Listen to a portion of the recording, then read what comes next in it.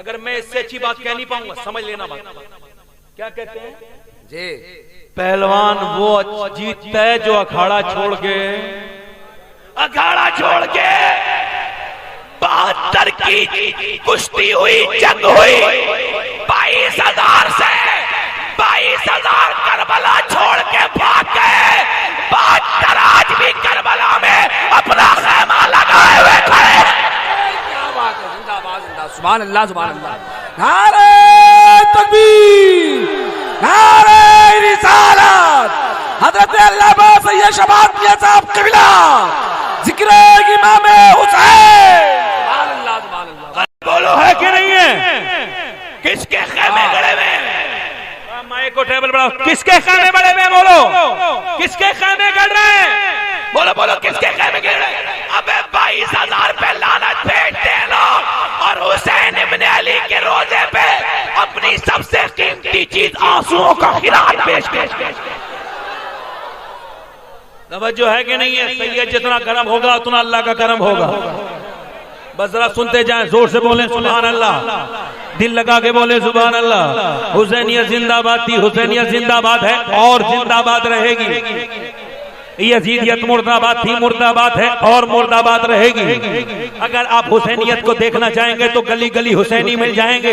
बरेली में अगर आप यजीदियत को देखेंगे तो बरेली में आपको यजीदियत नहीं मिलेगी, पीलीभीत में मिलेंगे, देखेंगे तो नहीं मिलेगी। आप देवा शरीफ में देखने जाएंगे तो आपको यजीदियत नहीं मिलेगी।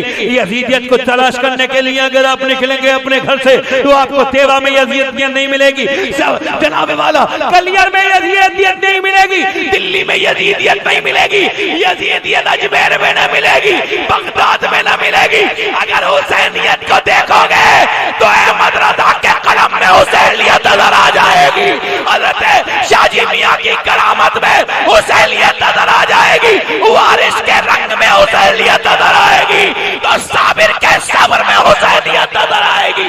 मेरे ख्वाजा के हिंदुस्तान में हुसैनियत नजर आएगी। वाह भाई वाह, वाह वाह वाह।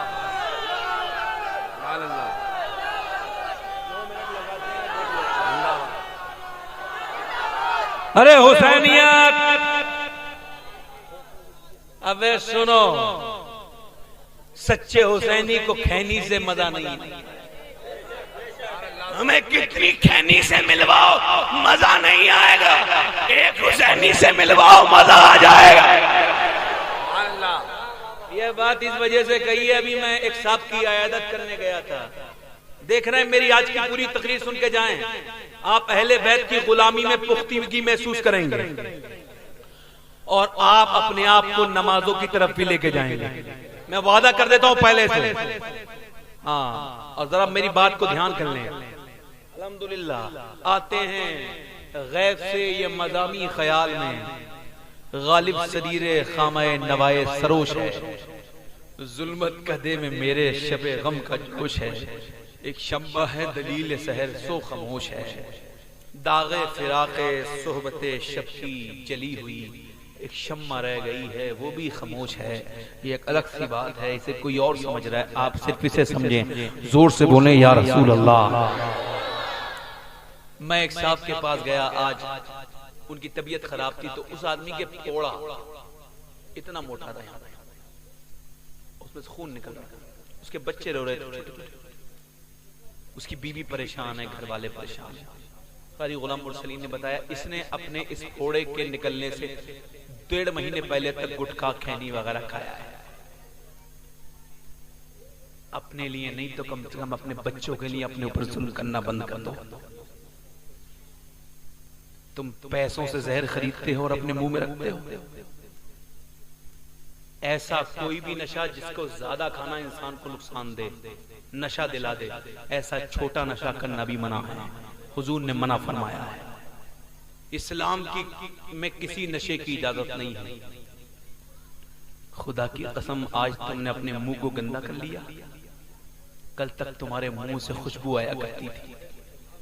मेरे नबी ने मुंह को साफ करने का कितना बड़ा पैगाम दिया। सुने, मेरे आका की सुन्नत है कि आप दिन में 5 मरतबे वुजू करें तो हर वुजू में मिसवाक करना सुन्नत है। मेरे नबी ये नहीं चाहते हैं कि मुसलमानों के मुंह में गंदगी भरी रहे, ऐसी चीज खाते क्यों हो जिसे थूकना पड़े। तो अगर आज हुसैनी हो और गुटखा खाते हो तो दिल से कह दो सैयद साहब, ये जबान अब जब दरूद पड़ेगी तो इसे फरिश्ते चूमेंगे। इस पे गुटखा डालने के बाद अपने चेहरे को गंदा नहीं करूंगा इंशाअल्लाह। कहो छोड़ेंगे गुटखा इंशाअल्लाह। है ये बदतमीज चीज, गलीज चीज छोड़ी। अपने लिए ना सही तो अपने बच्चों के लिए, अपने घर वालों के लिए छोड़िए। ये कैंसर का बाइस है। ये एक पैगाम था जो मैंने दे दिया। हुसैनियत जिंदाबाद थी, जिंदाबाद। गुजरात का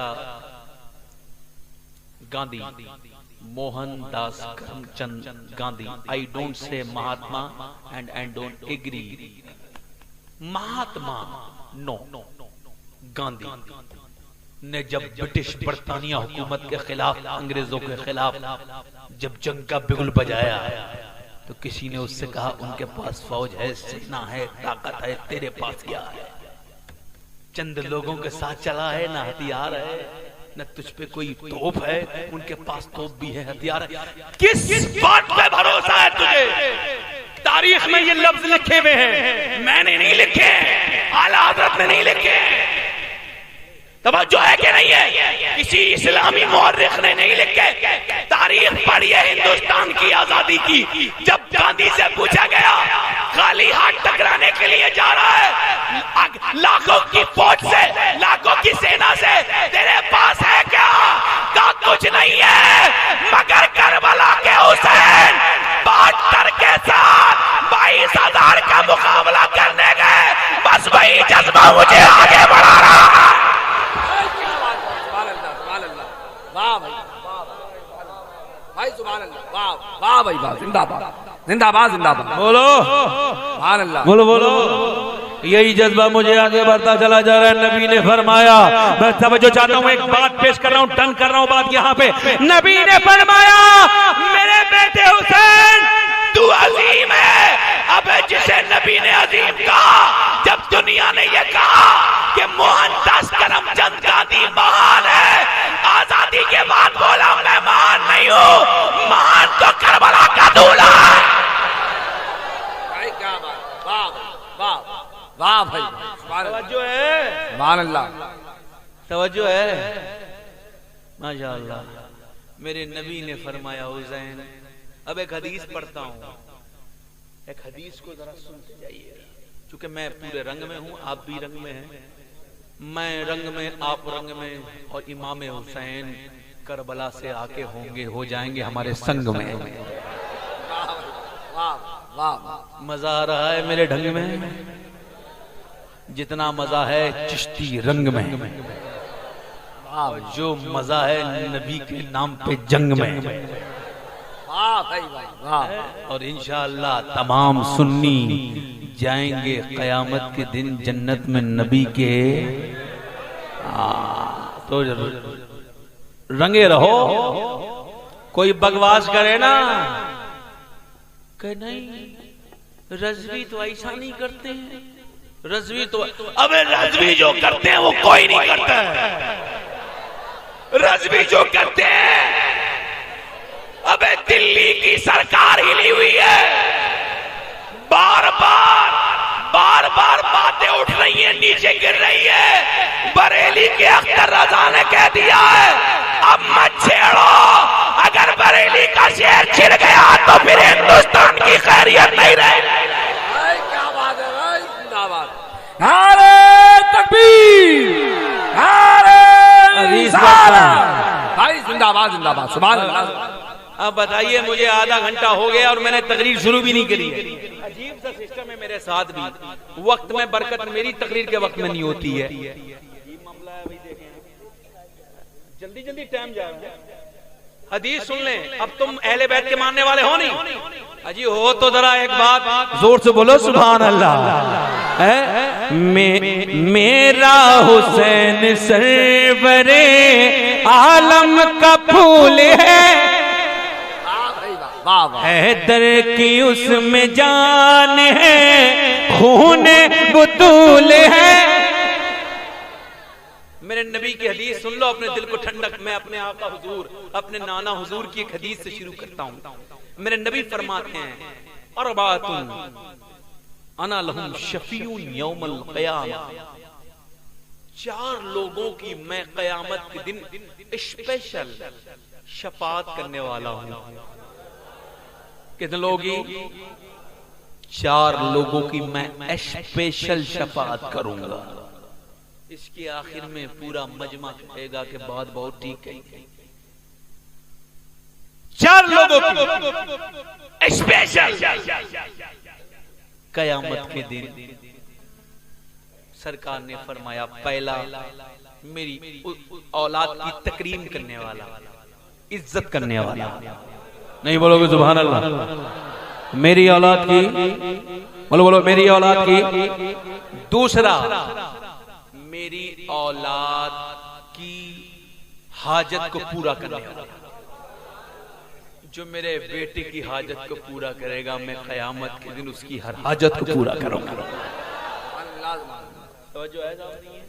जो है तो जरा तीसरी हदीस, वो तीसरा आदमी मेरी आल का कोई काम फंसा हुआ और निकाल दे तो मैं उसको भी क़यामत के दिन स्पेशल बख्शवाऊंगा।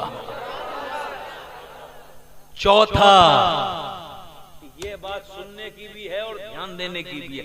चौथा, मेरी औलाद से, ज़बान से और दिल से मोहब्बत करने वाला। बात दिल की तो समझ में आई। इमाम सुयूती आपने रिवायत नकल की है, मगर दिल की साथ समझ में आती है, ज़बान की समझ में नहीं आती कि ज़बान से कैसे, जो दिल से करता है वो कैसे करता है। तो जनाबे वाला इमाम सुयूती ने कहा कि जितनी और मोहब्बतें हैं वो दबा के रखो, और नबी का फरमान ये है कि अगर मेरी औलाद से मोहब्बत करते हो तो छुपाओ मत, बल्कि दुनिया में जग जाहिर कर दो, दुनिया को बता दो। जरा गौर करो, 14 गिराम से एक बाल्टी निकली, उसमें अल्लाह वक्का बहुत बड़ा मुजद्दिद, आशिक़ रसूल, मुहक्किक, मुहद्दिस और मुहद्दिसों का जनाब वाला मुहद्दिस कर अपने वक्त का मुहद्दिस निकला, अपने वक्त का वली निकला। मगर जब एक सैयद के बारे में पता चला, जब आपने उसकी खुशबू सूंघी तो खुदा की कसम पूरी दुनिया को यह बता दिया, अहमद रजा के दिल में भी मोहब्बत है और ज़बान पे भी है, और मैं दिखा भी रहा हूँ, तेरी नस्ल पाक में है। बच्चा बच्चा नूर का, तू है नूर, तेरा सब खरा। भाई जिंदाबाद, भाई सुभान अल्लाह, सुभान अल्लाह, भाई जिंदाबाद, जिंदाबाद, जिंदाबाद। जोर से बोलो, दिल लगा के बोलो, दिल लगा के बोलो, दिल लगा के बोलो। तू के दर से मांग ले जो चाहे जी करे, बोलो सुभान अल्लाह। तू के दर से मांग ले जो चाहे जी करे, मालिक सभी जहान की आले रसूल है। सुभान अल्लाह, सुभान अल्लाह। एक रिवायत और बयान कर दे। आज तुम हुसैन का जिक्र करो, बड़ी बात नहीं है, ये कौन सी बड़ी बात है आज कर रहे हो? करबला हो गया तब कर रहे हो, करबला भी नहीं था तब हुआ, मदीना भी नहीं था तब हुआ, वाह, मक्का भी नहीं था तब हुआ, वाह, नूह नहीं थे तब हुआ, ईसा नहीं थे तब हुआ, मूसा नहीं थे तब हुआ, खलील नहीं है मगर हुआ। आदम को अल्लाह ने पैदा किया, और आदम ने जब अर्श पे देखा तो रिवायत में आया कि आदम ने जब अर्श की तरफ निगाह उठाया तो लिखा था मुहम्मद, अली, फातिमा, क्या बात है, हसन, वाह, हुसैन। आदम है और अर्श है, परवरदिगार ये कौन है? का मोहम्मद मेरा हबीब, अली मेरा शेर, फातिमा मेरे नबी की शहजादी, हसन हुसैन मेरे नबी के नवासे। पता लगा हो के हसनैन का जिक्र कर रहा है। भाई क्या बात है भाई, सुभान अल्लाह जिंदाबाद। जोर से बोलो, सुभान अल्लाह, जोर से बोलो, जोर से बोलो। तू उनके दर से मांग ले जो चाहे जी करे। अब ये बात साबित कर देता हूं, मेरे आका फरमाते इब्ने असाकिर की रिवायत है। मियां तवज्जो है, ए चचा पहले ऐलान नहीं सुना था क्या? तवज्जो है कि नहीं है? गौर कर लेना, हंसे ना। जिसका मकान होता है उसी का नाम लिखा होता है। जिला का जिला अधिकारी निवास है, ये आईजी निवास है, ये डीआईजी निवास है, ये विधायक का घर है, ये जनाब वाला एमपी का घर है, ये वकील साहब का घर है, ये डॉक्टर साहब का घर है, ये जज साहब का घर है, ये मिस्त्री साहब का घर है, ये नेताजी का घर है, ये इमरान बरकाती का घर है। जिसका घर है उसी के बाहर नेम प्लेट लिखी होती। अब इस घर में अगर किसी को जाना है, तवज्जो, इस घर में अगर किसी को जाना है जिला अधिकारी से इजाजत लेनी होगी। डीएम का घर है, डीएम की इजाजत के बगैर नहीं जा सकते। जिसका घर होगा उसकी इजाजत के बगैर नहीं जा सकते। अगर पूरा मजमे के ऊपर मेरे नबी का करम होगा और अगर अहले बैत के मानने वाले होगे तो तुम अपने दिल को रोक के नहीं बल्कि दिल को खोल के बोलोगे। तवज्जो चाहता हूं, मेरे नबी ने फरमाया, मेरे आका ने फरमाया, मेरी बात सुने, जिसका घर होगा बगैर उसका नाम भी लिखा होगा और उसमें घुसने से पहले उसकी परमिशन जरूरी है। तो तवज्जो चाहता हूं, मेरे नबी फरमाते जब अल्लाह ने जन्नत को बनाया तो उस पे 5 नाम लिखे। 5, पहला नाम था मेरा यानी मोहम्मद, दूसरा नाम अली का, तीसरा नाम फातिमा का, चौथा नाम हसन का, 5वां नाम हुसैन का। पता लगा ये जो जन्नत है ना ये अली की जागीर है, जागीर। अब जो जाएगा पहले अली को राजी करेगा फिर जन्नत में जाएगा। नारे तकबीर। तभी तो बेकलुसाई पुकार उठे, बेदम यही तो बात है मकसूद कायनात। अरे बोलो, इधर भी बोलो, बेदम बोले, जोर से बोलो। बेदम यही तो बात है मकसूद कायनात। खैरुन्निसा, खैरुन्निसा, खैरुन्निसा हुसैन और हसन मुस्तफा अली। खैरुन्निसा, खैरुन्निसा। नबी ने फरमाया खातून जन्नत का एक नाम है ज़हरा। क्या नाम है? ज़हरा। और ज़हरा कहते हैं कली को। तवज्जो है कि नहीं? आज जरा तुम यकीन जान लो, तुम आज अहले बैत का जिक्र कर रहे हो, तुमसे अल्लाह का रसूल राजी हो रहा है। सुभान अल्लाह। आप उनके नवासों का जिक्र कर रहे हो, मेरे नबी आपसे राजी है। सुभान अल्लाह। कितने हैं इस हजियापुर में? इसका नाम किसने रखा था भाई? हजियापुर में कितने हैं? इसका नाम हाजीपुर होना चाहिए। ये हजिया तो कुछ होता ही नहीं है, हाजीपुर ही था। और यहाँ के जितने भी पॉलिटिशियन हैं यहाँ के रास्ते सही कराएं। जब कराएंगे सही रास्ते तो जुड़ना शुरू हो जाएंगे अच्छे वास्ते। पहले सही होने चाहिए रास्ते। आज आदमी आना नहीं चाहता है, पानी भरा हुआ है। कितने बड़े बड़े पॉलिटिशियन आगे बढ़ गए, अपने आप को बहुत बड़ा वाला समझते हैं। बहुत बड़े वाले हैं हम, ये हैं, हमारे कुर्ते पे कलफ लगा हुआ। तुमसे ज्यादा बेवकूफ मरदूद आदमी कोई नहीं है भाई। तवज्जो चाहता हूं नहीं, मैं एक बात कह रहा हूं। ये जो इख्तिदार में उन्हें कह रहा हूं मैं, जिनके पास ताकत है उन्हें कह रहा हूं मैं। मेरा उमर अल्लाह के रसूल का चहीता सियावी रात को सोते नहीं थे, पूछती थी आपकी बेगम क्यों नहीं सो रहे? क्या 22,000 मुरब्बा मील पे मेरी हुकूमत है, कहीं का रास्ता टूटा हुआ और अगर किसी को ठोकर लग गई और मेरे रब ने मुझसे पूछ लिया उमर रास्ता सही क्यों नहीं कराया था, तो क्या जवाब दूंगा मैं? इसी वजह से मुझे नींद नहीं आ रही है। तवज्जो है कि नहीं है? एक लक़ब है ज़हरा। इमाम सयूती से पूछा हुजूर की बेटी का लक़ब कली क्यों है? तवज्जो चाहता हूं, कली क्यों है?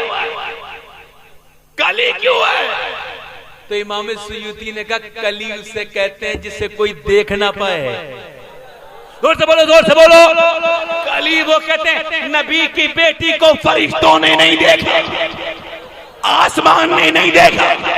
जोर से बोलो, आसमान ने नहीं देखा, चांद सितारों ने नहीं देखा। अरे जरा गौर तो करो, मेरे बरेली के इमाम, इमाम आशिका, इमाम इश्क मोहब्बत का कलम जुम्बिश में आया और आपने रकम किया, जिसका आंचल ना देखा महमा ने, उस रिदा ए नज़ाहत पहला खो सलाम। सैयदा तसहरा तैयबा ताहिरा जाने अहमद यानी खातून जन्नत। वो पढ़ो पढ़ो। अरे अहले बैत का गुलाम खामोश नहीं रहेगा, जोर से बोलेगा यानी खातून। सलाम, माशाअल्लाह, सुभान अल्लाह। हजरात आइए अब उस आयत की तरफ चलते हैं। मुझसे ये कहा गया है कि आप ये तकरीर कर दें, हालांकि मेरा ज़हन में तो कुछ और ही था और वो कुछ और ही कर देता हूँ, मगर चूंकि मुझसे कहा गया है तो चलिए मैं उस तकरीर को कर देता हूँ। अल्हम्दुलिल्लाह, अल्लाह का एहसान है, उसका शुक्र है। हम लोग किसी काबिल थोड़ी हैं भाई। बताएं आप लोग बड़ी बड़ी बातें करते हैं। बताएं आप खाना खा सकते हैं, अगर अल्लाह ना चाहे तो आप खाना खा सकते हैं। मुंह में दाना निकल जाएगा, फिर बात खत्म हो जाएगी। आज हमारी जिंदगियां जो है ना वो बहुत बेकार सी होती चली जानी है, इसे आप गौर करें बात को। मगर ये अल्लाह का करम है कि सब रात गुनाहों के साथ लोगों की गुजरती है, मगर शुक्र करो आज की रात अल्लाह और उसके रसूल के जिक्र के साथ गुजर रही है। तवज्जो है कि नहीं है मियां? अब जरा गौर करो, मैं तुमसे क्या कह रहा था, हुसैनियत है। बनु उमैया का एक बहुत बड़ा बादशाह था, हाकिम था, वो बहुत बड़ा, हशाम नाम था उसका। वो काबे का तवाफ करने के लिए, हज करने के लिए आया और हजरे अस्वद पर वो जाना चाहता था, भीड़ इतनी थी। मैं यजीदी आदमी था, वो कौन था? यजीद का हाकिम। तो उसने क्या किया कि वो करीब जाना चाहता था, मगर इतनी भीड़ थी कि बार बार धक्के मार दिए गए, बार बार धक्के मार दिए गए, बार बार धक्के मार दिए गए। 5-6 बार बाहर आके जलील होके खड़ा हो गया। बोले अब जब ये भीड़ हट जाएगी तभी चूमने का मौका मिलेगा। इतनी देर में अल्लाह ने उसे जलील किया। देखा कि काबे की तरफ हुसैन का बेटा, वो करबला का वो बेटा, इमाम सैयदना इमाम ज़ैनुल आबिदीन ने करबला के बाद न कभी मुस्कुराए और न कभी ठंडा पानी पिया, गर्म पानी पिया करते थे। वही इमाम ज़ैनुल आबिदीन नीचे को सर झुकाए। जीता वो नहीं जिसने किलों को जीता, जीता वो जिसने दिलों को जीता। मेरा इमाम जब काबे की तरफ को आ रहा है, खुदा की कसम जैसे लोगों ने देखा आले रसूल आ रहे हैं, खातून जन्नत की नजरों का चैन इमाम ज़ैनुल आबिदीन तशरीफ ला रहे हैं। जब मेरा इमाम तशरीफ लाया, काई की तरह लोग छट गए, हाथ बांध के खड़े हो गए। अभी वो हाकिम को ठोकरें मारते थे, अभी जब हुसैन का बेटा फटे हुए लिबास के साथ आया तो पीछे को जगह देते चले गए। सबने जगह दे दी। मेरा इमाम बड़े तसल्ली से जाता है और जाकर के हजरे अस्वद को चूमता है। हजरे अस्वद ने हुसैन के बेटे को चूम लिया है। अल्लाह अल्लाह। जब हुसैन को ये देखा, जब ये हुसैन के बेटे को देखा तो इस हाकिम ने सोचा मैं हाकिम हूँ, मेरे पास ताकत है, सेना है, मगर ये कौन है? समझ तो गया था हुसैन का बेटा है, मगर अपनी शर्मिंदगी मिटाने के लिए उसका जो फरदक नाम का उसका शायर था, उसका साथ शायर रहता था जो उसकी तारीफ किया करता था। उसने उससे पूछा अपनी कायली मिटा के लिए ये कौन है? तो उसने सोचा मैं कह दूंगा ये मेरा गुलाम शायर है, तो ये भी कह देगा मुझे क्या पता कौन है, कोई ऐसी बात कह देगा जो इनकी बेइज्जती कर देगा, मेरे दिल को सुकून हो जाएगा। मगर आज शायर से अल्लाह ने कुछ और ही बुलवा दिया।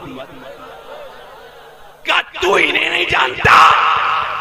ये वो है जिसका दादा शेर खुदा है, जिसका बाप शहीद आजम है, जिसकी दादी जन्नती औरतों की सरदार है और जिसका नाना तमाम नबियों का सरदार है। तू इसे नहीं जानता?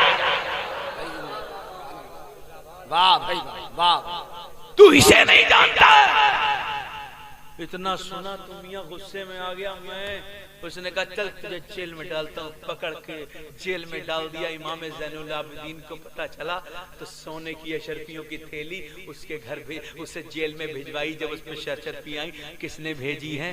कहा ये इमाम ज़ैनुल आबिदीन ने भेजी है। आपने जो उनकी तारीफ की थी, कहा कह देना इस जलील पैसे के लिए बहुत जलील हो लिया। अब मैं पैसे के लिए शेर नहीं कहे हैं, मैंने आपके नाना की शफाअत के लिए शेर बात चल रही है मियां, जरा गौर करें। बताओ तो फतेह किसकी हुई? मैदान छोड़ के कौन भागा? बताओ दो, मैदान छोड़ के कौन भागा? कारी साहब यजीद भागा कि नहीं भागा? हज़रात गिरामी, अब हमारा जो सुन्नियत का तरीका है उस लिहाज से हमें गौर करना चाहिए। आज हमारे मुसलमानों के ऊपर इल्जाम आते हैं, हमारे ये कानून बदल दो, हमारा वो कानून बदल दो, हमारा ये कर दो। हम ये नहीं कहते भाई, हम बिल्कुल भी झगड़ालू लोग नहीं है, हम झगड़ालू लोग बिल्कुल भी नहीं है। अल्हम्दुलिल्लाह हमने कभी झगड़ा नहीं किया। हाँ, झगड़े को खत्म करने के लिए कुछ करना पड़ा तो वो तो कर दिया है, मगर कभी झगड़ा नहीं किया है। नहीं आ रही वो झगड़ा, हमारा मिजाज नहीं है हम लोगों का झगड़ा वगड़ा करना। हमारे यहाँ बाकायदा कोई ट्रेनिंग व्रेनिंग नहीं होती है। हम बड़े सुकून से रहने वाले लोग हैं, गरीब नवाज के मानने वाले लोग हैं, मगर उसी गरीब नवाज के मानने वाले हैं। तवज्जो है कि नहीं? तवज्जो है कि नहीं? तवज्जो है कि नहीं? तवज्जो है कि नहीं? है तो फिर सुनो, मेरा गरीब नवाज है। अरे अमीर को तो सब नवाजता है, मेरा गरीब गरीबों को भी नवाजता है, अमीरों को भी नवाजता है। मेरा गरीब नवाज ऐसा है, खुदा की कसम, आज जरा गौर करो, मेरे गरीब नवाज के नाम की 4 ट्रेनें चल रही हैं। 4 ट्रेनें चल रही हैं, उन चारों ट्रेनों का नाम गरीब नवाज है। गरीब नवाज। दुनिया ने कहा था कि गरीबों को मिटा देंगे, जितनी भी झोपड़पट्टी हैं वो दिल्ली से हटा दी जाएंगी, कोई वहां पे कायम नहीं रहेगा। बहुत ज्यादा मेट्रो सिटी बनाने का प्लान है, एडवांस सिटी बनाना चाहते हैं, बहुत ज्यादा चमक धमक के साथ चमकने वाली दिल्ली। इसके लिए जो झोपड़ी में रहने वाले गरीब हैं इन्हें मिटा दिया जाएगा। फिर जब यही प्रोग्राम चला ये स्मार्ट सिटी बनाने वाला, जब कलकत्ता में, तो लोगों ने कहा कि इतनी झोपड़ी पट्टियां हैं। भाईजान आप बहुत देर से गर्दिश कर रहे हैं, आपके पास इतनी ताकत है कि आप साइकिल उठा सकते हैं, मगर अगर मैंने कुछ जुमला कह दिया तो उसका वजन पूरी जिंदगी नहीं उठेगा। समझ में आ रही नहीं आ रही? इस लिहाज से या तो अपने घर चले जाएं या आराम से खड़े हो जाएं, डिस्टर्ब ना करें। शेर जब शिकार कर रहा हो उस वक्त आदमी को टेंशन नहीं देना चाहिए, समझ में नहीं? वो जो जंगल का शिकार होता है वो अलग। आज अली का शेर तुम्हारे सामने बैठा है, जरा जोर से बोलो, दिल लगा के बोलो। मैं किस बात पे तमीर बांध रहा था कारी साहब? किस बात, क्या कह रहा था? गरीब नवाज नहीं, बात ये चल रही थी कि मेट्रो सिटी की। तो किसी ने कहा कि कलकत्ते के गरीबों को मिटा दो, बंगालियों को मिटा दो, ये जो अपने हाथों से चावल खाते हैं, ये चाहे हिंदू हो, चाहे मुसलमान हो, चाहे सिख हो, ये ईसाइयों ने उठा दिए, बेचा दी जाए। दिल्ली की झोपड़पट्टियां खत्म हो जाएंगी, कलकत्ते की झोपड़पट्टियां खत्म हो जाएंगी, मुंबई की झोपड़पट्टियां खत्म हो जाएंगी, हैदराबाद की खत्म हो जाएंगी, चेन्नई की खत्म हो जाएंगी, बेंगलोर की खत्म हो जाएंगी। तब गरीबों ने जब रोना शुरू किया, गरीबों का क्या होगा, तो गैब से आवाज आई, गरीबों, हिंदुस्तान के गरीबों, तुम्हें टेंशन लेने की जरूरत नहीं है। तुम्हारे हिंदुस्तान के अजमेर में हमने गरीब नवाज को पैदा कर दिया है। सुभान अल्लाह, सुभान अल्लाह, जिंदाबाद, सुभान अल्लाह, सुभान अल्लाह। गुर्बत न मिटी थी, न मिटी है, न मिटेगी। आज हमें टेंशन देते हैं लोग के साथ, ये बोलो और तुमने ये किया है, तुमने वो किया है, तुमने ये किया है। अरे हमने तो भैया कुछ भी नहीं किया है, हम तो बड़े आराम से रहते। 900 साल हुकूमत रही, कभी किसी को कोई परेशानी नहीं किया। 900 साल मुसलमानों हुकूमत नहीं की, एक भी दंगा नहीं हुआ। बोलो, और ये गलत बात है। जिस मुल्क में रहो उसके गद्दार नहीं, वफादार बनकर रहो। आई हेट पाकिस्तान, नफरत करता हूं मैं पाकिस्तान से। आप लोग करते हो कि नहीं करते हो? बोलो। तुमसे वो नफरत करते हैं, तुम्हें मैं बता दूं वो लोग तुमसे नफरत करते हैं। वो जिन्ना को मानते हैं, जिन्ना को। वो जो शिया था जिन्ना, उसे कायदे आजम कहते हैं, जो मुसलमानों को बीच में कटवा के फ्लाइट के जरिए पहुंचा था लाहौर, कराची। हवाई जहाज में बैठ के गया था, मुसलमानों को 12 गांव खाली हो गए थे। आज मुसलमानों की ताकत 2 हिस्सों में बट गई।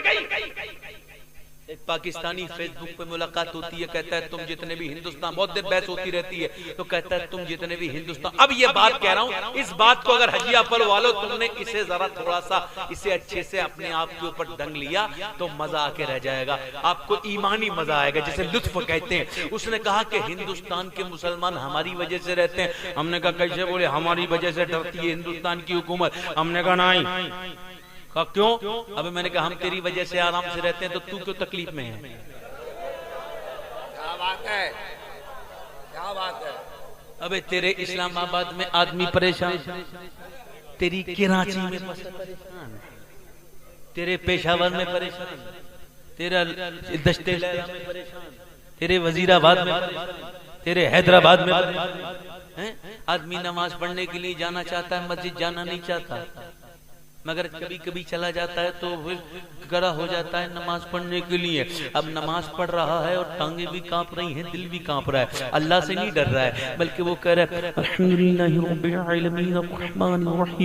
कह रहा है मेरे मालिक बचा देना, कल बराबर वाली मस्जिद उड़ गई थी, इस वाली मस्जिद को बचा लेना। आदमी खड़ा है मगर टांगे हिल रही हैं, उसकी तवज्जो चाहता हूँ, टांगे हिल रही हैं। हैदराबाद में खड़े होकर टांगे हिल रही हैं, इस्लामाबाद में टांगे हिल रही हैं, कराची में आदमी के दिल मुतमईन नहीं है, उसे डर लग रहा है। अबे यही फर्क है तेरे पाकिस्तान में और हमारे हिंदुस्तान में। सुन ले, अबे तेरे इस्लामाबाद में नमाज पढ़ता है आदमी तो उसे डर लगता है कहीं गोली ना आ जाए और मुझे खत्म ना कर दे, मगर यही फर्क है तेरे मेरे हिंदुस्तान में। मुसलमान जब ईद पे नमाज पढ़ता है, हम जहाँ चाहे वहाँ नमाज पढ़े, एयरपोर्ट पे हम नमाज पढ़ते हैं, रेलवे स्टेशन पे हम नमाज पढ़ते हैं, मस्जिदों में हम नमाज पढ़ते हैं, सड़कों पे हम नमाज पढ़ते हैं। अबे नमाज हम पढ़ते हैं ईद के दिन और हमारी इबादत ये काफिर करते हैं और दुनिया को ये बताते हैं हिंदुस्तान पे किसी राजा की नहीं, अजमेर के ख्वाजा की हुकूमत है। जिंदाबाद जिंदाबाद भाई, सुभान अल्लाह।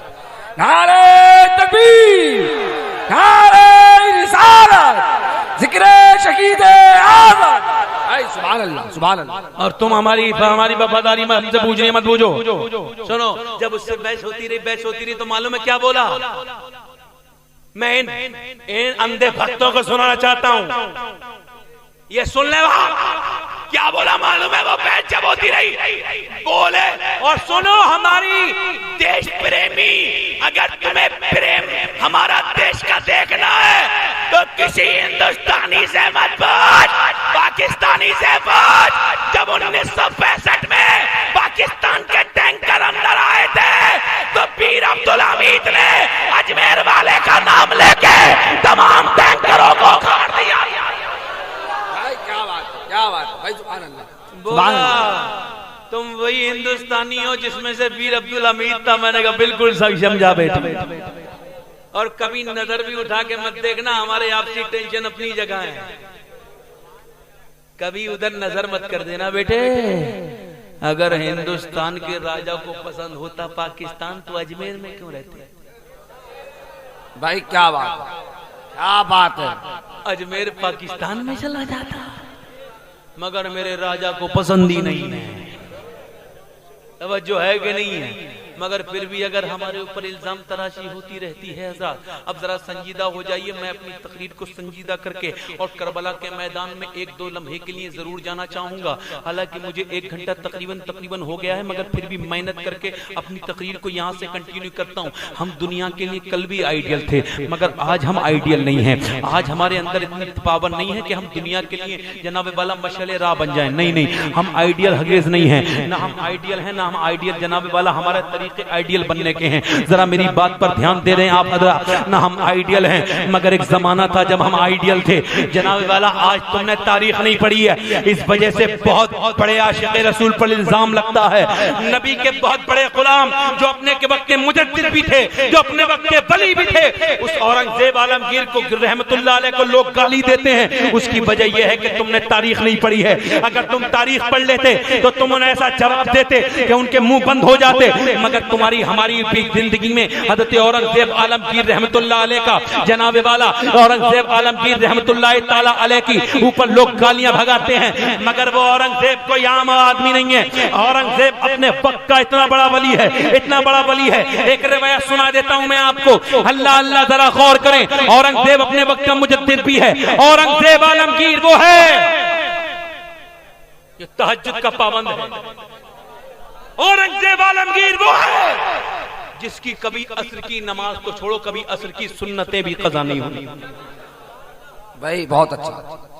औरंगजेब आलमगीर वो है जिसने कुरान लिख लिख के अपने घर का खर्चा पूरा किया है।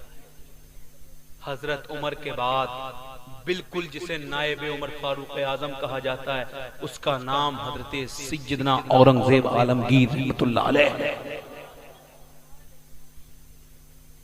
बनारस की बात है, एक पंडित के यहाँ पे एक बहुत खूबसूरत लड़की, उसकी एक ही लड़की और वो भी पूरे शहर में सबसे ज्यादा खूबसूरत। उसके हुस्न के, उसकी शराफत के, उसकी दयानतदारी के, उसकी ज़हानत के चर्चे बनारस के अक्सर मोहल्ले में हुआ करते थे कि पंडित जी की लड़की बड़ी सुशील है, बड़ी जो है वो अच्छी कन्या है। उसका जिक्र होता है, इत्तेफाक से बनारस में एक दरोगा का तबादला होता है। क्या होता है? वो दरोगा था हजरत औरंगजेब की हुकूमत का सिपाही। उसकी आदत थी वो जहां भी जाता था अय्याशी करता था। जालिम अय्याश था, मरदूद था, कमीन था। उसने जैसे ही बनारस का ओहदा संभाला, उसने कहा जो भी सबसे खूबसूरत लड़की हो उसकी आके मुझे इतला दी जाए। इतला दी गई। उसने खबर भिजवाई कि मेरे साथ निकाह का ऐलान उससे कहो, या तो मेरे साथ शादी कर दे वरना मैं उसकी लड़की को उठवा लूंगा। जब जनाबे वाला ये कासिद पहुंचा तो मौत के पयामी से कम नहीं था। जब उसके घर पहुंचा तो पंडित ने कहा किसका पयामी आया है? कब पयामी आया है? मैं आया हूँ, दरोगा ने भेजा है मुझे, जो इस वक्त दरोगा है मौजूदा दौर का, और उसने कहा है कि अपनी लड़की की शादी आप मेरे साथ कर दें, और अगर आप नहीं करेंगे तो वो आपकी लड़की को उठवा लेगा। और सुनो, आपको 3 दिन का वक्त दिया जाता है। जब उस बाप बेटी के बाप ने ये बात सुनी, दिल पे धक्का लग गया। क्या कर सकता हूं मैं? मुझ पे बड़ी तकलीफ है, क्या तब्दीली लाऊं मैं अपने अंदर? जब घर में जाता था तो हाथ में से जो भी चीज थी वो गिर गई। घर में जाके सर पकड़ के बैठ गया। बीवी ने पूछा क्या हो गया मेरे स्वामी? कहने लगा क्या हो गया? वो जो दरोगा, एक तो वो मुसलमान है और दूसरी बात ये है कि उसकी उम्र 50 साल से ज्यादा है, और जब वो 50 साल से ज्यादा उम्र का है, मेरी बेटी के लिए उसकी शादी का पैगाम मौत के पैगाम से कम नहीं है। बेटी भी बराबर में बैठी हुई सुन रही थी। पूरे दिन पूरी रात को खाना नहीं बना, दूसरे दिन खाना नहीं बना, तीसरे दिन का इंतजार होने लगा। तीसरे दिन दरोगा खुद आया। जब वो आया और उसने जब शोर मचाना शुरू किया, जब जुल्म करना शुरू किया, तो लड़की ने अपने बाप को बुलाया और रोते हुए आंसू पहुंचे। कहा मेरे बाप, उससे कह दो ऐसे हम शादी नहीं करेंगे, उससे बहाना कर दो, 8 दिन की मोहलत ले लो कि तू बारात लेके आना, 8 दिन के बाद हम तेरी अपनी बेटी को तेरे साथ रुखसत कर देंगे। बाप ने कहा ये क्या कहती है? कहा 8 दिन का मौका और ले लो। बाप ने कहा ये जहर है, खा ले, तू भी खा ले। मैं नहीं, मैं कुछ दिनों वाली जिंदगी नहीं जीना चाहती, मैं नहीं मनूंगी ऐसे। मुझे बाबा एक जगह से उम्मीद की किरण नजर आ रही है। ऐ मेरे बाबा, तू बस इतना कह दे। बाबा ने इतना सुना, ठीक है। उसने जाके कहा दरोगा साहब इतना गुस्सा क्यों करते हैं? आप 1 महीने के एक हफ्ते के बाद आइए, मैं अपनी लड़की का निकाह आपके साथ करने के लिए तैयार हूँ। अल्लाह अल्लाह, जरा गौर तो करें आप हजरात। आपने तारीख शायद पढ़ी कि नहीं पढ़ी, मगर जरा गौर कीजिए। दरोगा बूढ़ा था, बिल्कुल बाँचें खिल गई, खुश हो गया, मुझे बड़ा अच्छा मौका मुयस्सर आ गया। अल्लाह अल्लाह, दरोगा तो चला गया। बेटी ने सुबह को अपने बाप से कहा मुझे रुखसती की इजाजत दे दी जाए मेरे बाप। रात्रि के वक्त में बेटी को कहा गया मुझे ऐसा लिबास दिया जाए जिसमें मैं लड़के की तरह लगूं। चेहरे पे थोड़ी सी कालक मोती मूछे लगाई, बिल्कुल हुलिया बदल के निकल गई। कहां जा रही है? बस तू दुआ करना मेरे बाप, मैं अपने जहां जा रही हूं मुझे कामयाबी मिल जाए। लड़की ने 1 दिन 2 दिन 3 दिन सफर किया। और 3 दिन तेज घोड़ा दौड़ाने के बाद वो दिल्ली में आ गई है और दिल्ली की जमा मस्जिद की सीढ़ियों पे खड़ी है। आज जुमे का दिन है, पूछ रही है मैं औरंगजेब आलमगीर से मिलना चाहती हूँ, मुझे बताओ वो कहाँ मिलेंगे। उसने कहा वो कोई बादशाहों की तरह जिंदगी नहीं जीते हैं, अभी नमाज पढ़ने के लिए आएंगे तो उनसे तू मुलाकात तुम कर सकते हो। अल्लाह अल्लाह, तमाम लोगों ने देखा इस जुमे की नमाज पढ़ाने के लिए आशिक़े रसूल अपने महल से निकला है। बोलो क्या आलम होगा कि जब लाल किले के अंदर से एक अल्लाह का वली नमाज पढ़ाने के लिए निकला होगा, उसके सर पे इमामा बंधा हुआ था, चेहरे से रात की इबादत का नूर झलक रहा था, आंखों में अल्लाह उसके रसूल का इश्क दौड़ रहा था। अल्लाह अल्लाह, अपना निज़ को नजरे झुकाए हुए नमाज पढ़ाने के लिए जाते हैं। बादशाह ने नमाज पढ़ाई और फिर उनका तरीका था, सीढ़ियों पे जो भी खड़ा होता था अपनी फरियाद कहता था। बादशाह सबकी फरियाद सुनते थे, चाहे असर की नमाज का टाइम क्यों ना हो जाए। अल किस्सा मुख्तसर ये, आखिर जब लड़की का वक्त आया और उसका बिल्कुल फेस बदला हुआ था, लड़की ने के पास जब आए तो हाथ जोड़ के बोली महाराज मुझे बचा लीजिए। लड़के की आवाज निकाल के बोली मैं बर्बाद हो जाऊंगा। आपने उसके सर पे हाथ रखा और कहा बेटी मैं तेरी बात यहाँ नहीं सुनूंगा, तेरी बात तो अपने महल में जाके सुनूंगा, चल मेरे महल की तरफ को चली जा।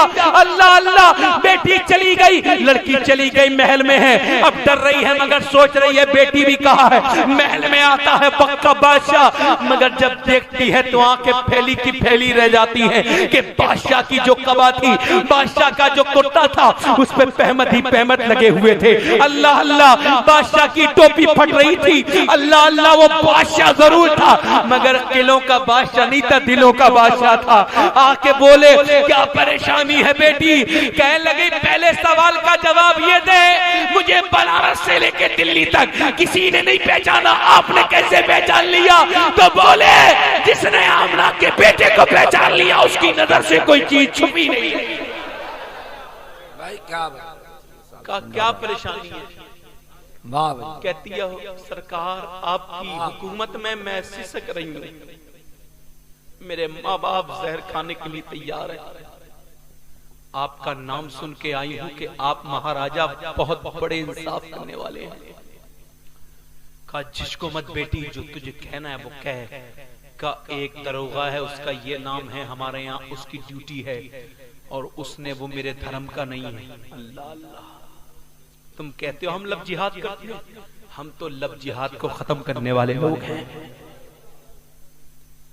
कहते हैं, कहती है वो मेरे सर पड़ गया है, मेरा बाप, हम ब्राह्मण हैं और वो मुसलमान हैं, हमें उसके साथ शादी नहीं कर सकती, मगर उसने हमें बहुत ज्यादा सताया है, हमें धमकी दी है अगर शादी नहीं करी तो मेरे पूरे खानदान को मार देगा।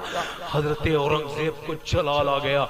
आपने फरमाया बेटी जा, मुझ पे पानी जब तक हराम है जब तक तुझे मैं बचा ना लूंगा।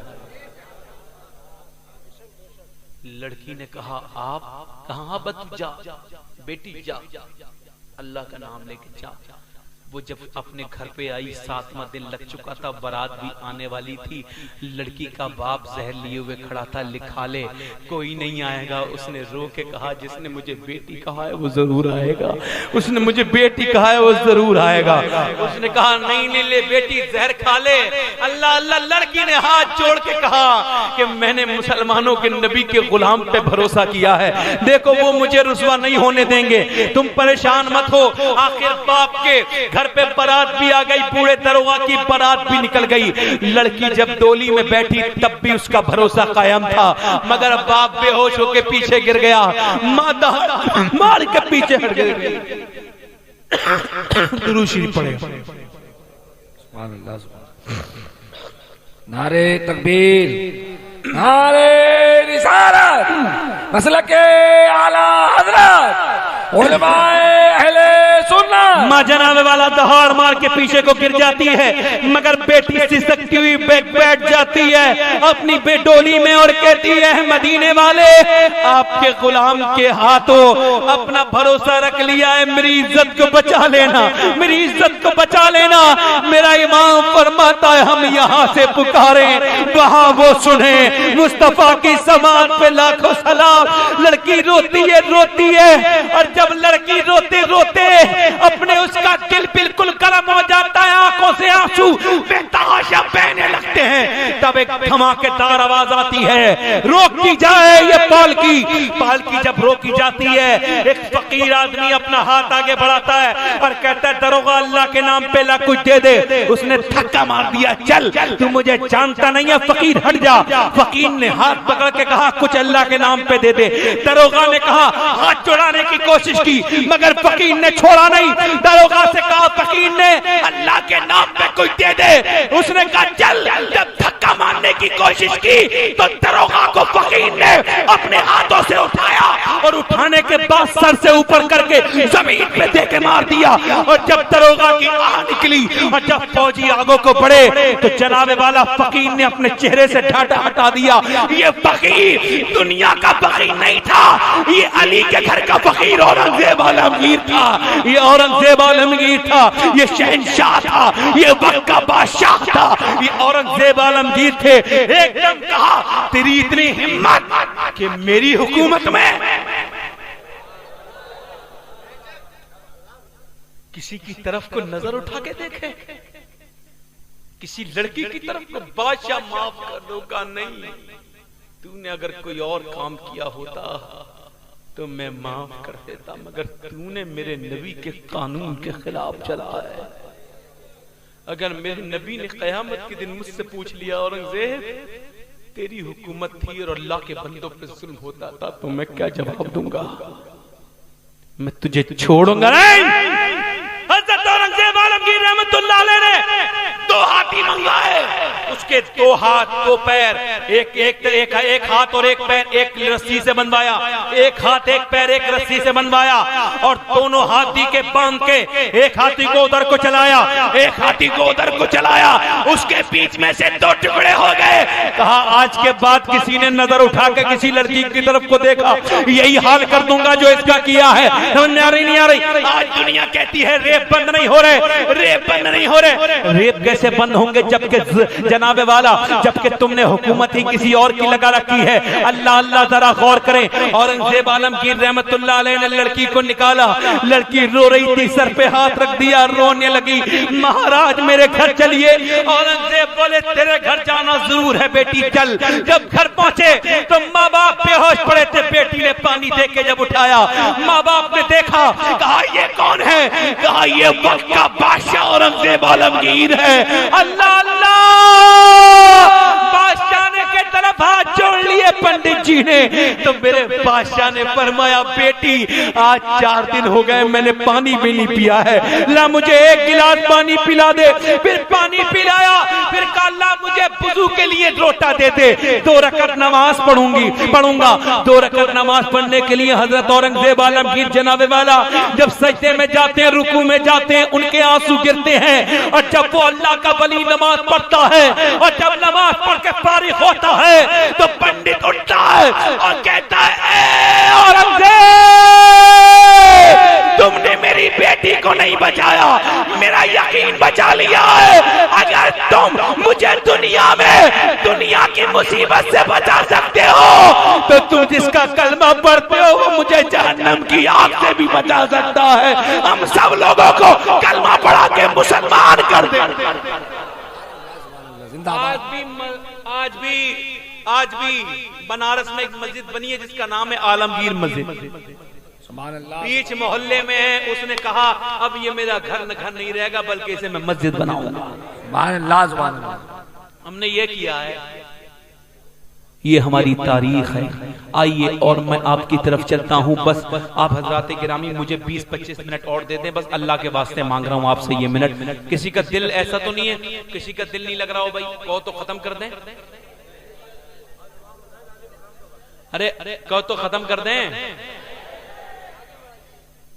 बोलो साहब किसका जिक्र हुआ था शुरू में? तो पढ़ने जो अच्छी बात नहीं है, जोर से बोलो।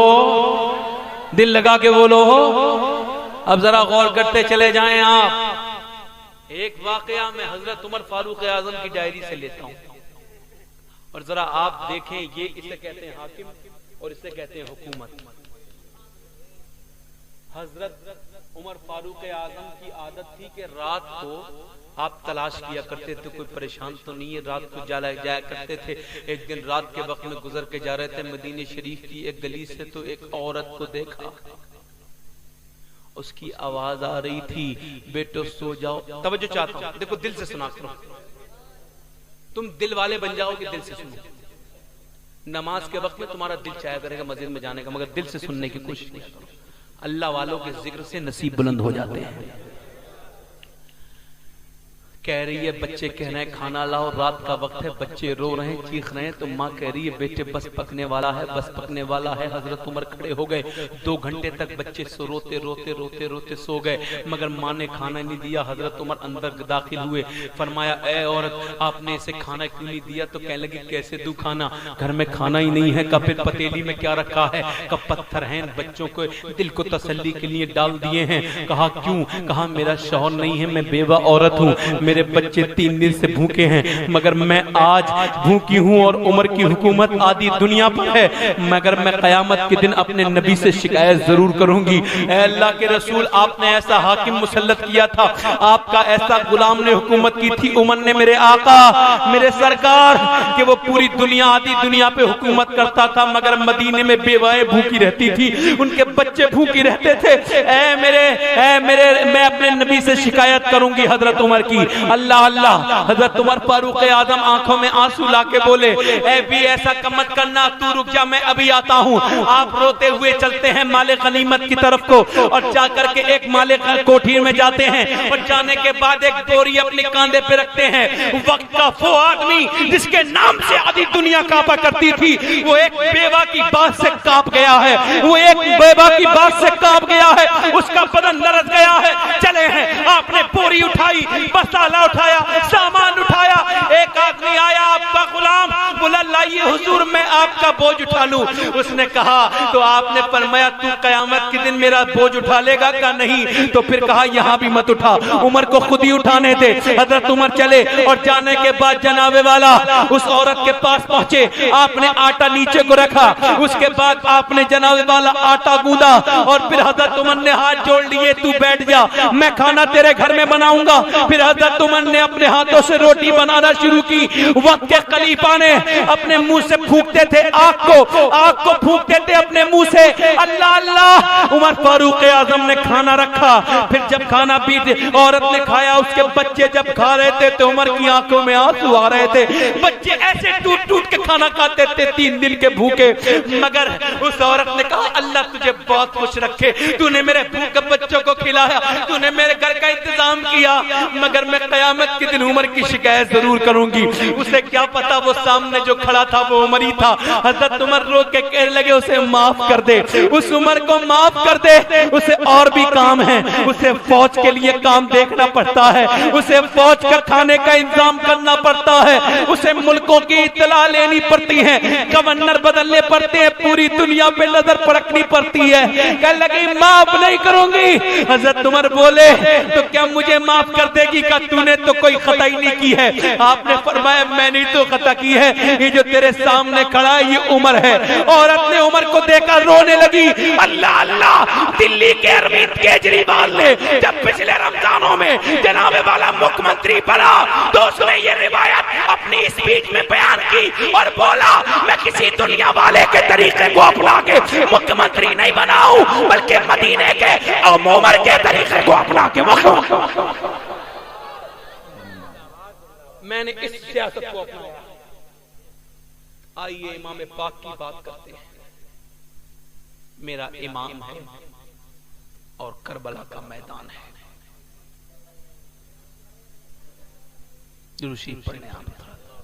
असल में शैतान जब पत्थरों में दाखिल हो सकता है तो बच्चों में भी तो हो सकता है। मेरे लाहौल पढ़ लो, तुम्हारे अंदर से निकल जाएगा। अभी दाखिल हो गया था, बहुत दूर से बोले थे तो।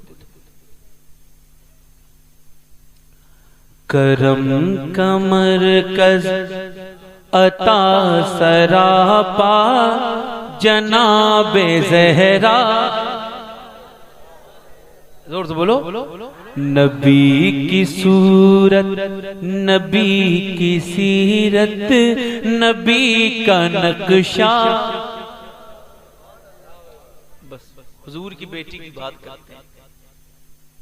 इमाम हसन को जब जहर दिया गया, आपको मालूम मेरे नबी के नवासे कितने ग्रेट हैं। एक हदीस बयान कर रहा हूं, और हजियापुर वालों दुआ करना मेरे लिए, अल्लाह मेरा और आपका सबका खात्मा ईमान पर फरमाए।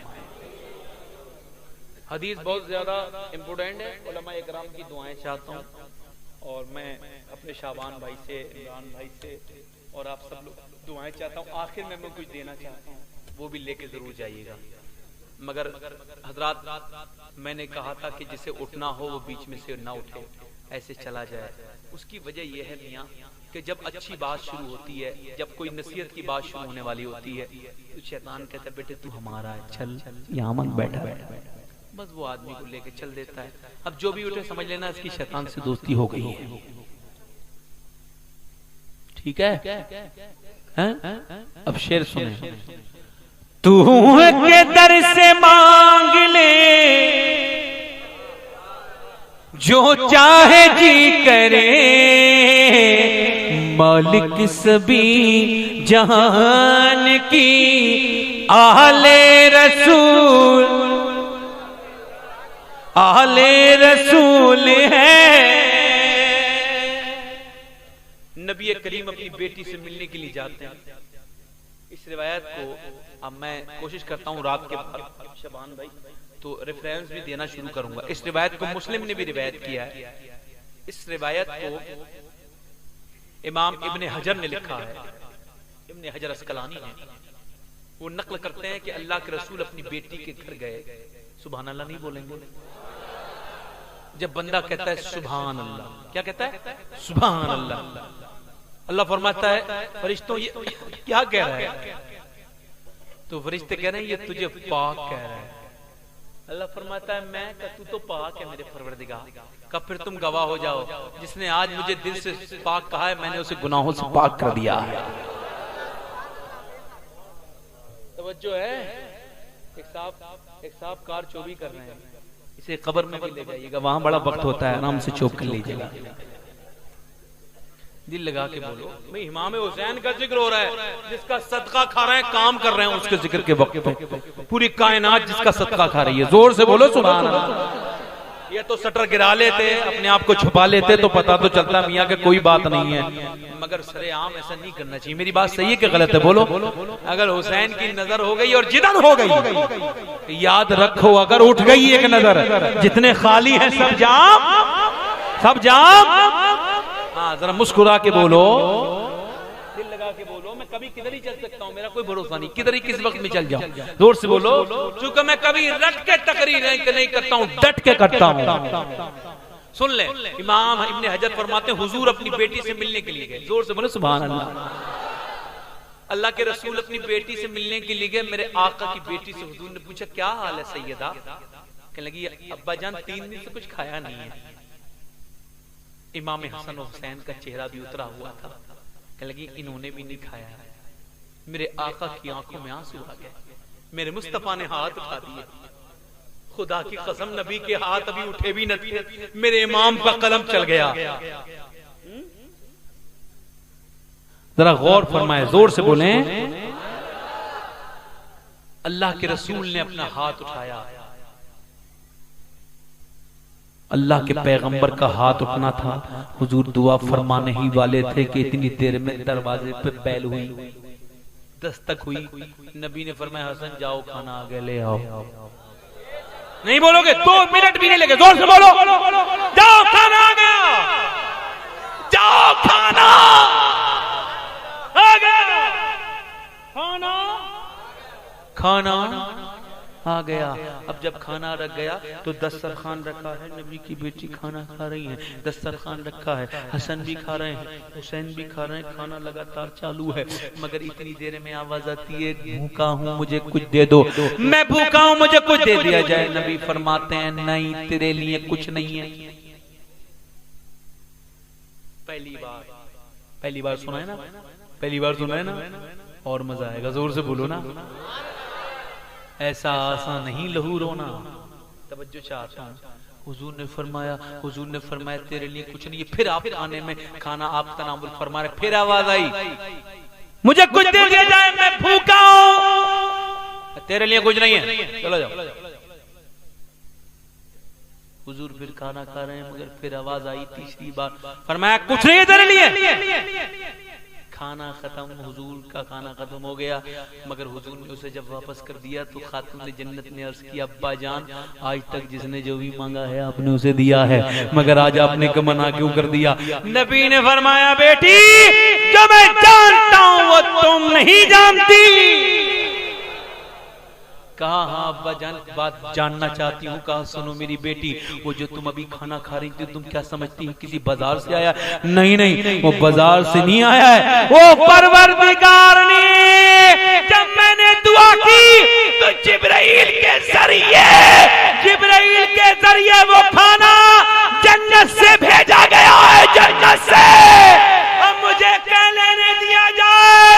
जिब्राइल फरिश्तों के सरदार भी है और हुसैन के घर के नौकर भी है।